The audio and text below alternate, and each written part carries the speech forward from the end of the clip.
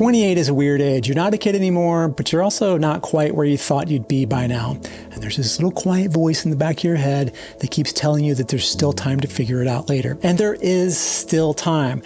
But later is starting to get a little bit more expensive.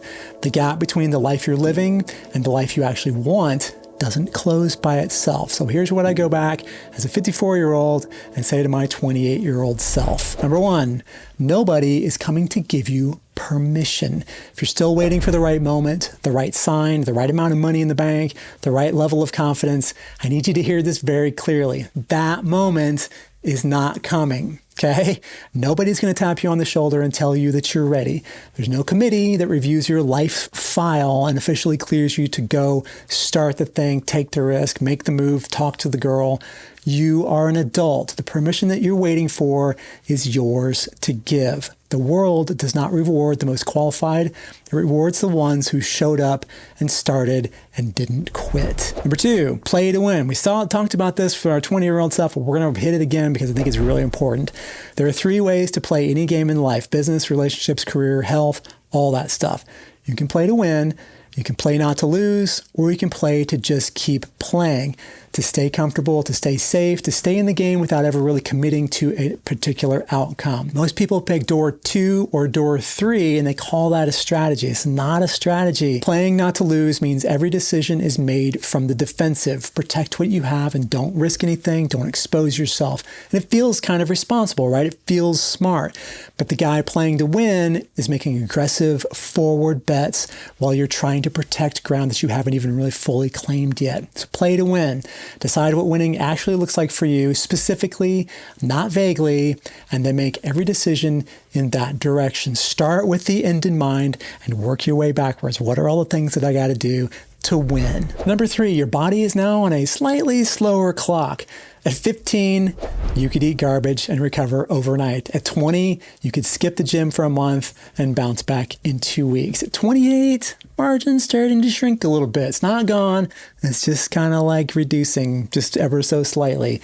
35, 40, 45, the bill really starts coming due. If you've been lifting, keep going. If you've stopped, start again now before the restart gets any harder. The guys who look great and feel great in their 50s and 60s are almost universally the ones who never fully stopped working out, who kept some version of the habit alive even when their lives get busy. You're old enough now that consistently matters more than intensity. Show up every week. Don't stop. Number 4, get comfortable being bad at new things and don't quit. Every skill you have right now, every single one, you were terrible at first. You just don't remember it because you were young enough that nobody expected anything from you yet. I play the guitar. When I started, I was genuinely awful, okay? Like people leaving the room awful, cats dying awful, fingernails on a chalkboard awful. The only reason I can play today is because I just never stopped playing. That's all it is, and there's no secret to that. No talent that suddenly emerged. I just kept going past the point where most people put it down. And that's the whole game for everything else.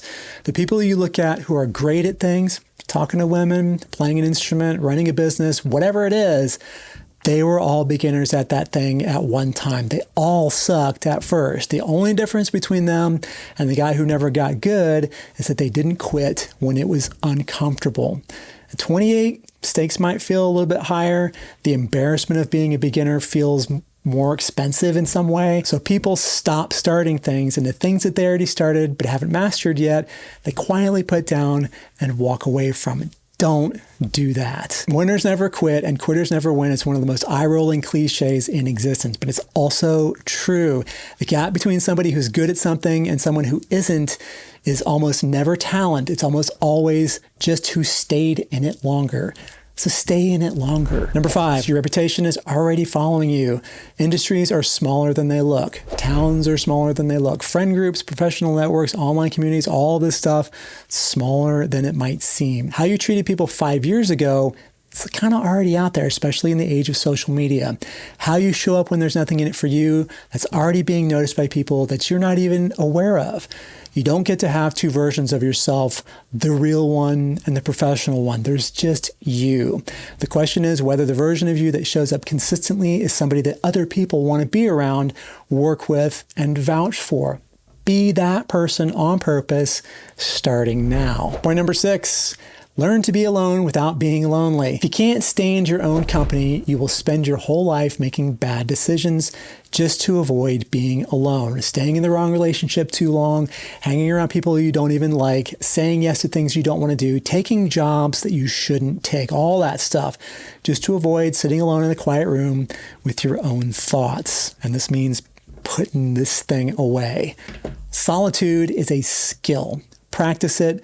Some of the best thinking, planning, and self-awareness that you will ever develop happens in the quiet when there's nobody or no thing around to distract you from yourself. Get comfortable in there because that's where you actually figure out what you want out of your life. Jealousy is information. When you feel genuinely envious of what somebody else has, their business, their relationship, their lifestyle, their body, their freedom, don't suppress it and don't feel guilty about it. Write it down. Jealousy is your gut telling you something you actually want, but haven't admitted to yourself. It's not a character flaw. It's a compass. The things that make you genuinely envious are almost always pointing directly at something that you should be moving towards. Use that. Also, things that make you nervous, things that make you scared, those are probably directions that you need to be going. You're scared to approach this person. You're scared to try and go get this job. That's a sign that you need to go do those things. The version of you at 45 or 55 is being built right now by the habits that you keep, the people that you hang out with, risks that you take or don't take, the skills that you build, the permission that you stop waiting for. That guy is on his way, whether you're building him on purpose or not. So build him on purpose.